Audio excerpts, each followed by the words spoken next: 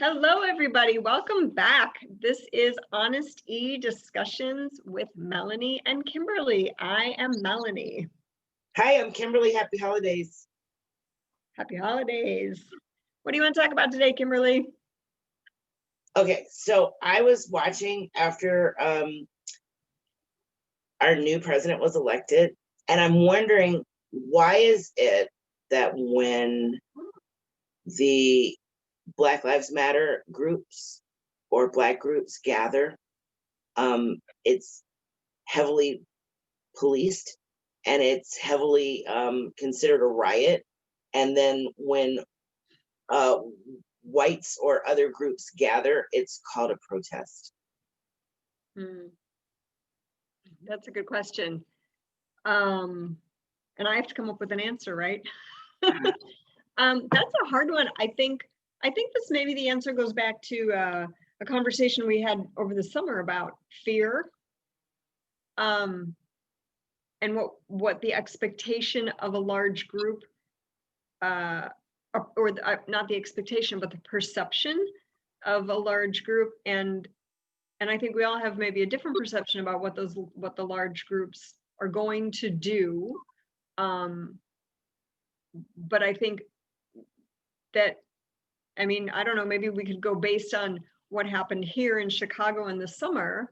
There was rioting and there was peaceful protesting, and I feel like everybody took part in the peaceful protesting. I mean, I watched them walk by my house, and it was all sorts of people, mostly young people, but it was all, colors and shapes and races and genders and whatever. But then there was like rioting and looting that I believe was predominantly happening on the southwest sides of Chicago. Although that's not true. No, because that was happening downtown Chicago too. And it wasn't that far from where I live. So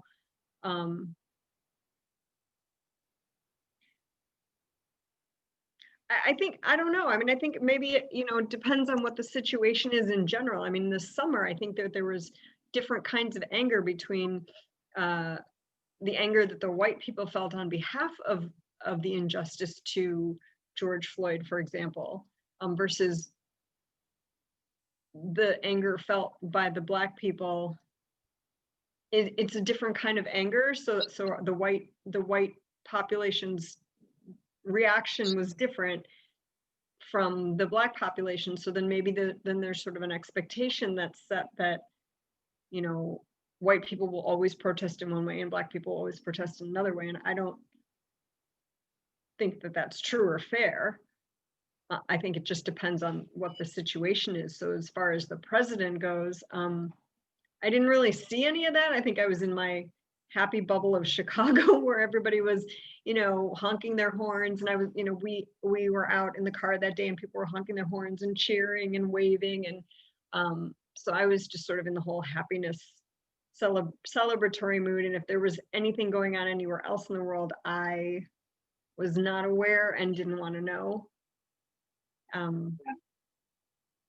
I saw when the first protester, or not protesters, but the rejoicers, let's call them, when the first rejoicers came out that first weekend, everything was great. I mean, people were dancing and they were smiling and they were happy.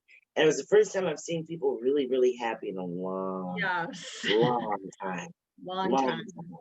And they still had their masks on, which was cool. They were social distancing as much as, they possibly could. But you would see like clumps, people. And then the next weekend, the Proud Boys came in town, and they probably don't live in DC, but they came in town, and the police presence was breezy at best. They were heavily armed. It's the same thing. Like if I go to a club on the weekend, the police are everywhere. Do you notice that when you go out?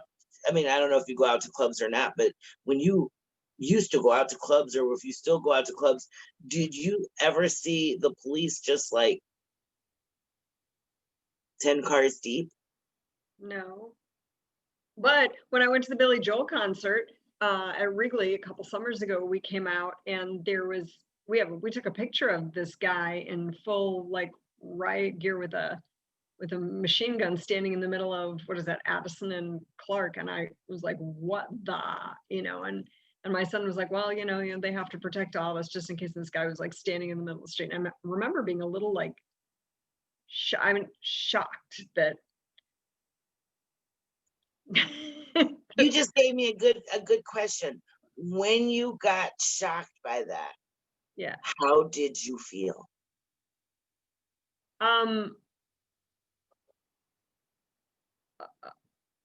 A little afraid that someone thought that kind of police presence was necessary. It made me more afraid, not of him, but of the fact of him, like that somebody thought that something could happen in this. It was a concert. It was a Billy Joel concert at Wrigley Field, and I had taken my whatever 17-year-old or whatever he was, 16, 17, to a concert, and we came out. It was midnight, 1 o'clock in the morning, whatever, and to have a policeman standing in the middle of the street, I'm like, this is a concert. I'm like, are we not? I think I was like, are we not safe? And so I think we probably walked home or something, or got out of there quickly. Who might you not have been safe from? Would you not have been safe from the policeman, or would you not have been safe from the patrons of the concert? I don't know. I think that's what surprised me, is I was wondering who they thought was going to cause trouble, that they needed to be there. And I don't know whether they thought that the patrons would cause. I know I wasn't worried that the police were going to do anything. I was worried why did they think that we needed that level of protection, and who were they trying to protect us from? So no, I wasn't, although I was a little afraid of his gun. I didn't want to see that gun in use. So yeah, I think that is a good depiction, because when you see things on the news and you see that, oh, the Black people needed this much security for this, that, and the other, we feel the same way. We're like, why are the police here? Well, why are there so many of them? yeah, for one party, or for one concert, or for one whatever it is. And then we're not so much, maybe we might say the same thing, like, oh gosh, I wonder what's going on, everybody, like something's gonna happen, I guess, because the police are here in full riot gear and they're ready with their guns drawn, and they're but one of the differences is I get afraid of the police. I think now I would probably be more afraid of the police. I remember thinking, okay, obviously we're not safe and we need to leave now. Like, we need to not linger, because whatever's going on, that policeman might do something, because obviously somebody thinks he needs to be there for some reason. So I was worried that he would have to do something, that we'd be stuck in the middle of it. So we did sort of beat a hasty retreat. But I think now I'm probably more, now I find myself, when I see police on the street, I'm more wary, and I'm looking around to see who else is out. And I've always got my eyes kind of open to see if they're hanging, like there was a police officer on the corner a few months ago, and I was like, what is he doing there? He was just sitting on his bike with a Slurpee or whatever. And I remember just being like, more worried about him than, like, I was more afraid of him and what he might do, not to me, but to the people that I saw on Lincoln Avenue. There were some Black men getting in and out of a truck or something, and I wasn't worried about them. I'm like, okay, maybe they don't live in this neighborhood, whatever, who cares? They were doing whatever they were doing. I wasn't worried about them. I was worried about the policeman standing on the corner, kind of keeping an eye on stuff. I was more worried about him. You're more worried about the policeman and his actions? Just the fact that he was standing there, I was more worried that he was going to do something. Okay.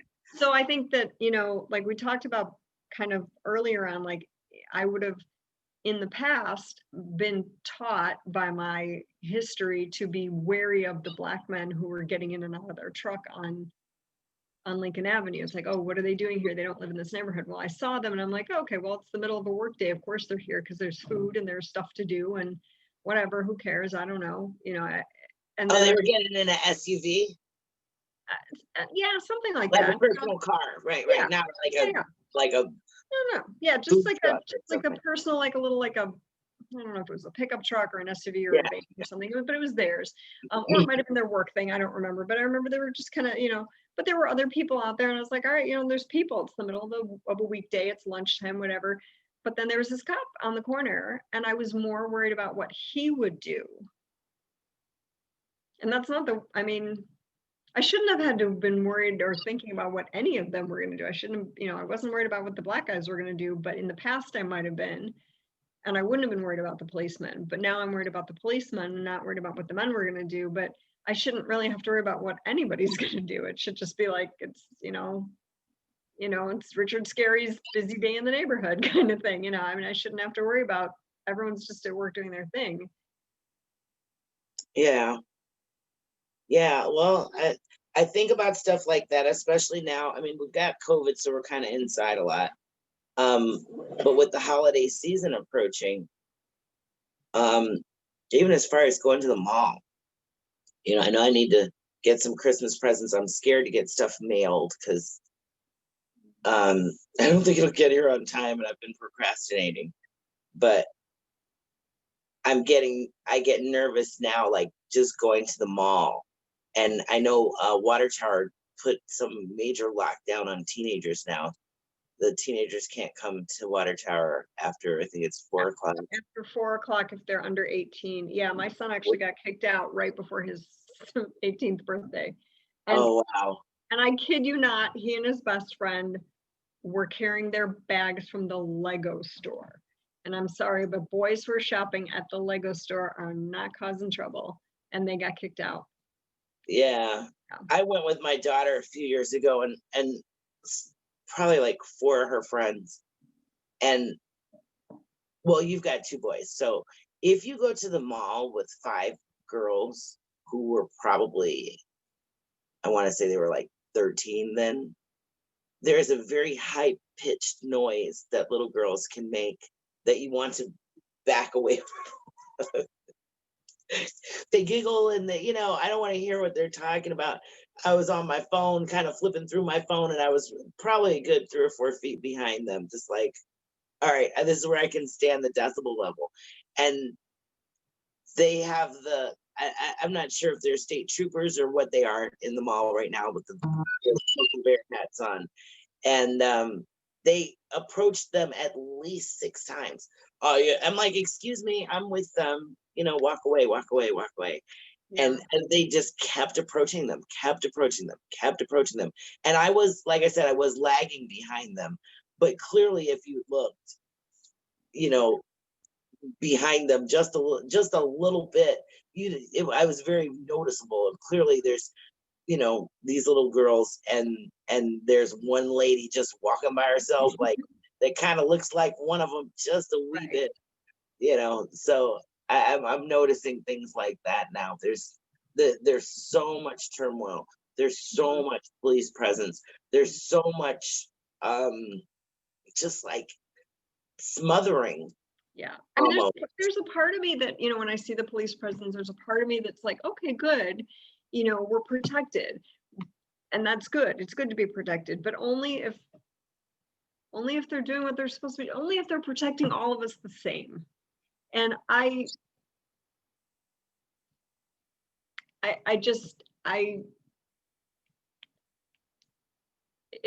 still, it hurts me to know that we're not all protected the same. And we're just not all protected the same. And I can't abide by that. And I'm not okay with that. And I'm not okay with there being a difference between when I call the police or when you call the police, or if the police stop my kid versus the police stopping your kid. I'm not okay with that, because the police have a job, and it's to serve and protect all of us the same. Yeah. we actually had to have the talk again, maybe 3 weeks ago, with my son. He wanted to go somewhere. I'm like, you know what I'm about to say, right? He's like, oh my God, mom, again? Like, yeah, gotta have it every time you go outside. I know. I won't feel well if something happened and we didn't have it before you left. Yeah. So he's getting sick of going outside though. That's a good way to keep it in. It's like, you want to have the talk before you go? It's like, no, no. Staying home. No. Thanks so much. It's just not even worth it now. You just stole my joy. I don't want to go outside now. You know, and it's interesting too, because I like, for some reason, it hasn't, it's starting to dawn on me that I know you're gonna think I'm so stupid, but that this is not a new problem.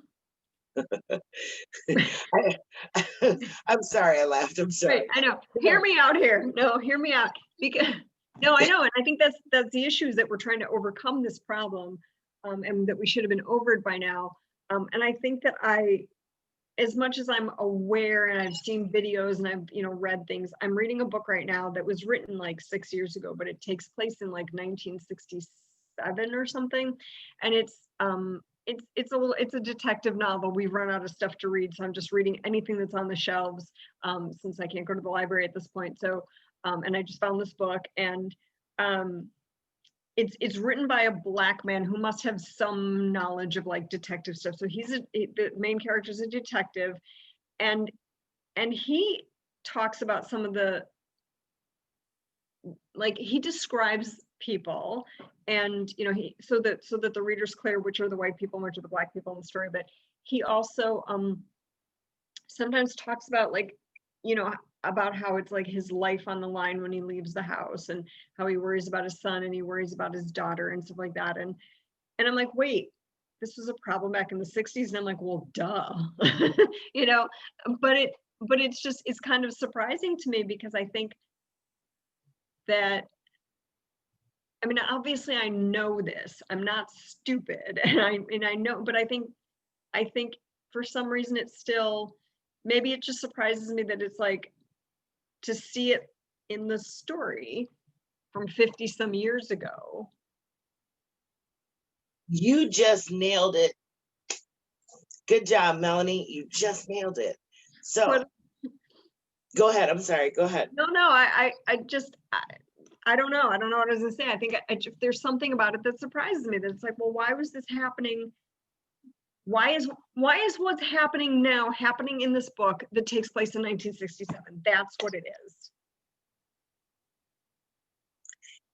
And the answer is Systemic racism. And there you go. Yay! and because we haven't learned anything, and we haven't, and because there hasn't been, some people will say so much time has passed, and I think not enough time has passed. And I think that 50 years isn't as long as we think it is. And some people, somebody I was arguing with months ago was saying, oh, but the slavery ended in 1865. That wasn't really that long ago. There hasn't been enough time. Your grandmother was born in 1900. Right. And so there hasn't been enough time for recovery and for change, and we need to keep working on this, because it should have been enough time, but it obviously hasn't been enough time for everybody to get the message that we all need to be treated equally or equitably, or empathetically. I mean, that too. Here's the thing. So you have finally gotten to a point in life where you go, huh? I didn't know this has been happening this long. And it's not because you're stupid. It's because it didn't reach you. Right. It was like outside of the gate, I didn't see it then. Yeah, because I didn't see it. And what I saw back then was just normal stuff. And I was trying to figure out today, I didn't look it up, the video you sent me with Ruby segregating the school. What year was that? That was 65-ish? Yeah, I was gonna say it was probably just a couple of years before we were born. So by the time we were in school, and I'm sitting there going, oh, there was only one black girl in my kindergarten. Didn't occur to me why or whatever. It was, but that was only like not even, that was maybe 10 years later, not even 10 years later. Right. I told you my mom had to desegregate Yeah, Reston, Virginia's school system so my yeah, sister could go to school. yeah, And so here's the thing. So there were a lot of things that were outside of your front yard. hmm Now, thankfully, because of videos and YouTube and Facebook and things going viral and the ability to videotape, right, now that it's come into your yard, it's not in your house, it's in your yard. You have a large yard. Okay. right, So it's in your yard, and you're like, what is that going on over there in my yard? That's interesting. I've never seen that before.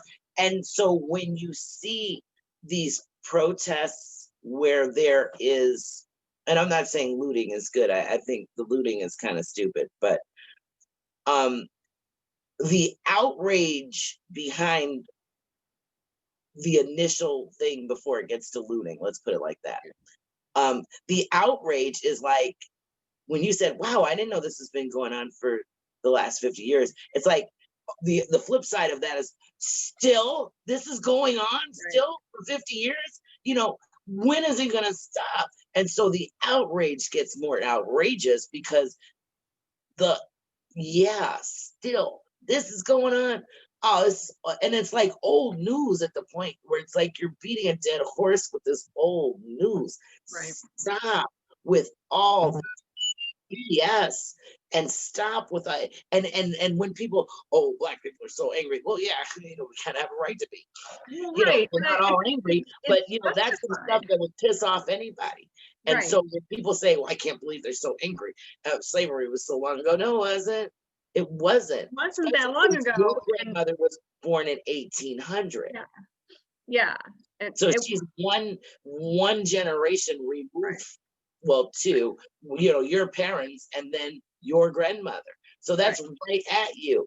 And if you were fortunate enough to know her, which you did, then whatever came out of her mouth affected what you thought and what you saw and what you felt and what you believed. And so that's your grandmother. But then your grandmother also influenced the parent that she raised, who then raised you. So right, it isn't that far away. So I told you my great grandmother was born in 1900. Her mother was a slave. right, I was fortunate enough to have her in my life until 86. I graduated high school. She was at all of my, every event I had, 8th grade graduation, she was there, birthday parties, she was there. She was an integral part of my life. So, go to her house and spend the weekend and have a ball. That's who she was. So whatever she told me right, also then influenced me as well. So we're not that far away from it, and it's still happening. So if I right, sit down have a conversation with my son and my daughter, but my daughter's conversation is vastly different than my son's. Um, Vastly different. My son's conversation is, like, you go outside, you're gonna die. He's like, yeah, I'm so sick of hearing about my imminent death, mom. Like, it's all the time. It's like, this will kill you, that'll kill you, this will kill you, that'll kill you, that'll kill you. You right. got all things that'll kill you. Are you gonna go outside now? It's like, yeah, no, you just ruined it. Man, I don't want to go. But I But I, mean, like, but what am I gonna say?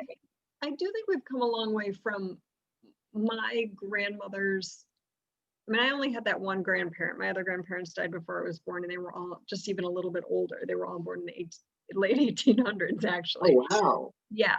So, my grandmother, who was born in 1900, um, her view and the way she talked and her education were so different from even my father.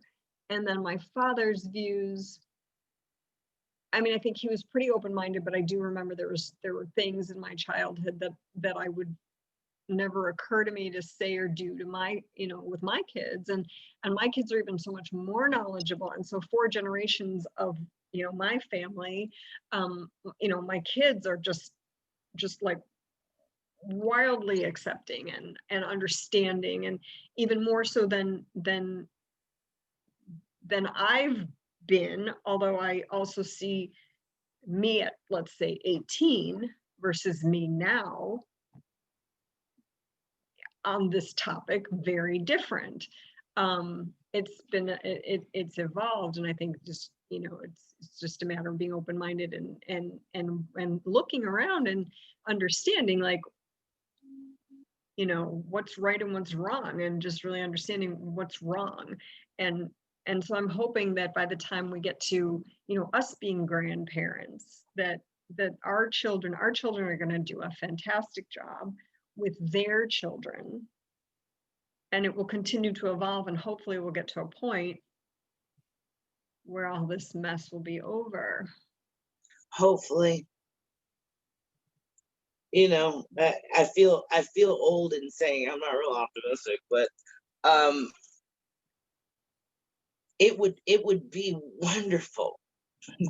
That's how I'm going to say it. I'm not optimistic. I am always optimistic about everything, but I say that to say it would be wildly amazing if my grandchildren could walk down the street with no speech, with no fear, with no looks. We should be able to drive into a diner off the highway in Tennessee without the record coming off, with the needle coming off the record. Like, did you just come in here? And that has happened. That definitely has happened. I would like to see that happen for them. That would be amazing. Yeah. I can't imagine it though. But I do still think that it's better now. I mean, maybe not in all parts of the country for sure, but I do think that, at least in my bubble, and maybe in your bubble, because I know I live in one, I feel like it's better now than it was when I was younger. I feel like it's evolving. It's nowhere near where it needs to be, but it is still better, because like you and I went to high school together, and if we had been born 20 years earlier, I don't think we would have, right? Yeah. So, true. And segregation ended supposedly, and remember too, Chicago is the most segregated city in the country. Did you know that? I think I've heard that, and it always kind of surprises me, because I don't, I just don't think about it, but I understand why. I understand. If I think about it, I can kind of see it, but I don't think about it. And you want to know why you don't think about it? Because you don't have to. Right. You can move wherever you want. Well, but can I? Yeah. You can move wherever you want. But if I drive you into, might not want to. No. But if I drive into a neighborhood that's, not my neighborhood, am I just as safe there as I am here? You're safer. You're safer. Am I? Absolutely. Because here's the thing, right now my neighborhood is changing, right? It used to be, I don't know, you used to be great. Well, let me first say this. 49th, I'm 49th and Vincennes is I guess still considered Bronzeville, or it's considered Hyde Park. I'm not sure which. I don't know where the lines are drawn. My great grandparents bought on 49th and Vincennes. They were the only Black people on the block, and the first. They shot at their window. There's still a chip in the window of their building where someone actually tried to shoot them because they were the first Black people on the block. So it integrated, right? And then it became primarily Black, and now it's changing again so fast, because Lincoln Park is saturated. Lincoln Park, the taxes are really high. Some people can't afford to move to Lincoln Park, so now what they're doing, and they're moving over here where I am, because the houses are comparable. They're just as big. They're a hell of a lot cheaper. the Right. taxes are cheaper. And when I say there are 3 white families behind me, there's about 6 on in the front side of the street. And down the street, they've done this fabulous rehab. I'm a window peeker. If you got your lights on and the curtains open, I'm looking in to see what you did with the building. So they did a fabulous job on this house down the street. It's awesome. They got to put high-end finishes in it because they didn't pay that much for the property. So they've got all the bells and whistles in the kitchen, and they've got all these, gorgeous tiles. And not to say they wouldn't have put it someplace else, but they probably wouldn't have been able to afford the same type of finishes, that they put, or the same type of renovation. They've got a fabulous back porch that's just gorgeous with the herringbone wood coming down. I mean, it's So do you consider your neighborhood a Black neighborhood or a white neighborhood, or do you just consider it a neighborhood? well, it used to be a Black neighborhood. Okay. Now it's predominantly a Black neighborhood. But in 5 years, it won't be. 10 years, definitely not. It won't be predominantly anything. So then, okay, so then then we're talking about gentrification, which is Yeah, absolutely. my younger son is very big on, so we should save that and bring him on because he is really big on that topic. Mine too. Oh, that would be a nice one. Yeah. Good for kids. Like, So oh, boys, you're on the same side. Yeah. Yeah. I have my timer going, so I think dinner's almost ready. This has been so great to talk again. I don't know about for you, but it always feels emotional to me to have these conversations because I know I've been part of the problem and now I want to be part of the change. And that's why we're having the conversation. I welcome you to the changing side. That's the only way it's going to happen. Yeah. It can't happen. I can't change you, but through talking to each other, we can change each other. Exactly. And that's kind of the point of these. And if we can touch anybody else out there and let them see, I'm Black. I'm not a killer. I'm not a rapist. I'm not what did Trump say? All the things that I was supposed to be. Oh my God. Don't listen to him. Criminal. It's like, all those thugs. It's like, why is he gotta be a thug just because he was Black? Why can't the white person be a thug too? It's just the terminology. And it's getting old. I think we've lost your audio there, Kimberly. I think we've lost your audio. Oh, then it's definitely time to go. Okay, time to go. Bye, everybody. Don't forget to like and subscribe, and we will hopefully see you next week.